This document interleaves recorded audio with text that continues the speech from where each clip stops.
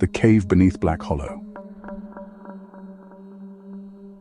Black Hollow was a forgotten place, a remote valley tucked deep within a range of desolate mountains. The town itself had been abandoned long ago, but rumors still lingered. Whispers of dark forces living deep beneath the forest, inside a cave system known only to the desperate. As the wind howled through the trees, a thick mist would often blanket the valley, swallowing up everything in its path. Even the weather seemed to grow darker and more violent the closer one got to the cave. On some nights, strange lights could be seen flickering beneath the surface of the mountains, and the ground trembled with a foreboding heaviness. Mike had been a spelunker for years, but nothing about Black Hollow felt right. The air felt heavier here, as if the mountains themselves were watching him. It was a bitterly cold winter evening, with snow falling in thick, blinding sheets. The wind screamed through the trees, making the branches creak and groan as though they were alive. He wrapped his scarf tighter around his neck, trying to ignore the feeling that something was watching him. The entrance to the cave was hidden behind a thick curtain of vines and undergrowth. The air around it was stagnant, as if the cave had not been disturbed for centuries. As Mike stepped through the threshold, the wind suddenly stopped.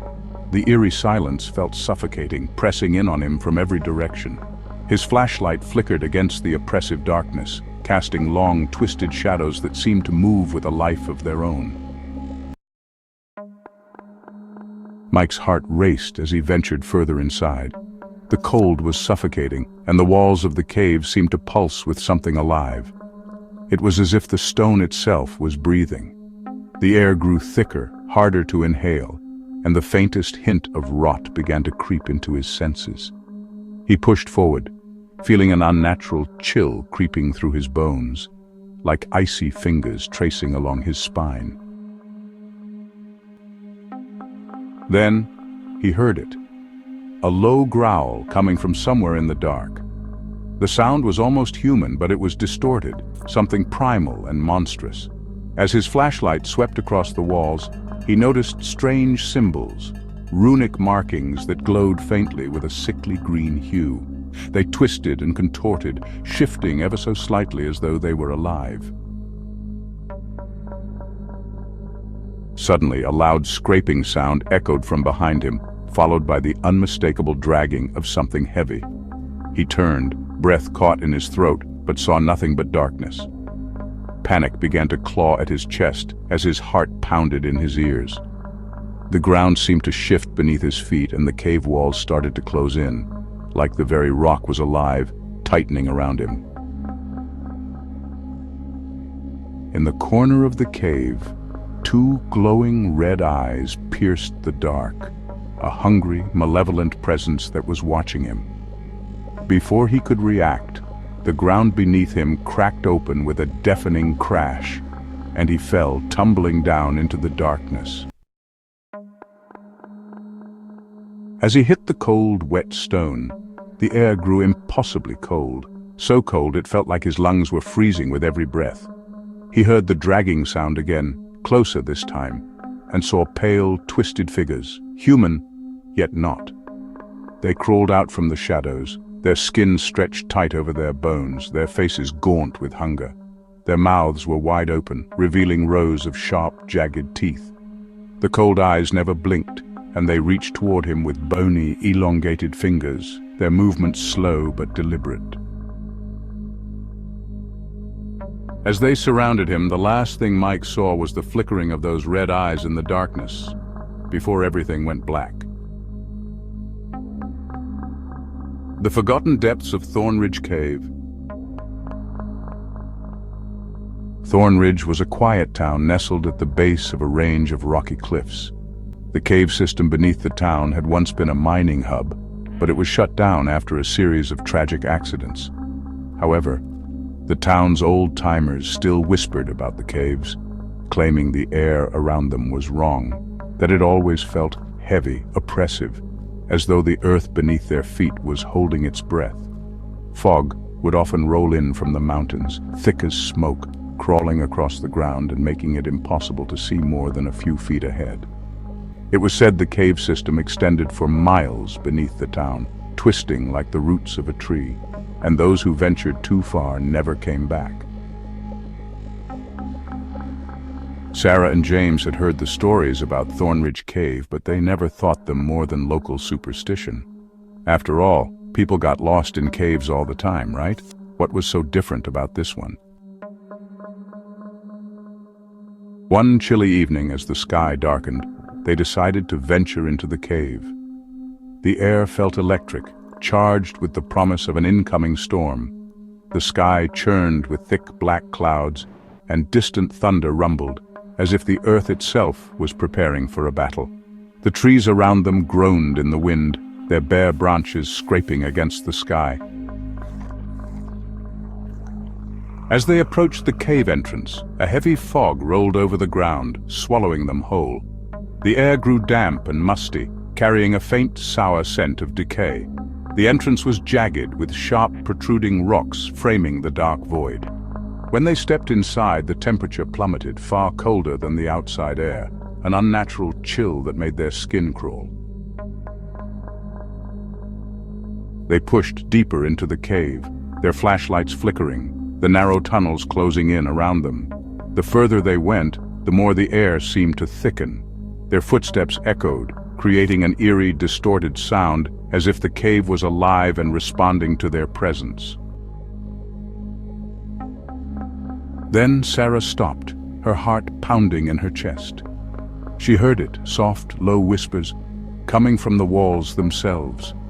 They seemed to shift in and out of hearing, like a distant murmur, but the sound was unmistakable. "Get out. Leave now." James brushed it off as the wind, but Sarah couldn't shake the feeling that something was watching them.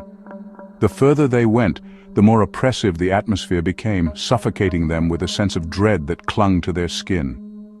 Then they came to a large chamber, vast and open, but the air was thick with the smell of rot.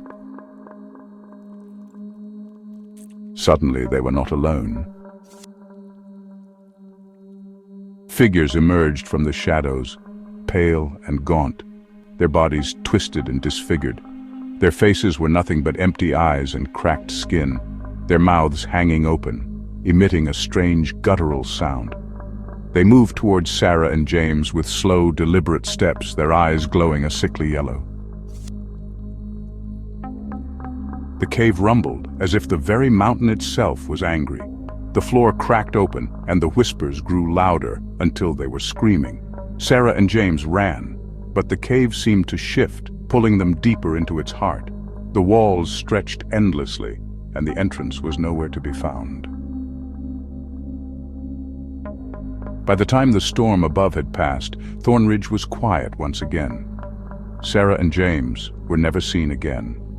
Only the whispers remained, drifting through the air like a lingering curse. The echoes of Hollowstone Cave.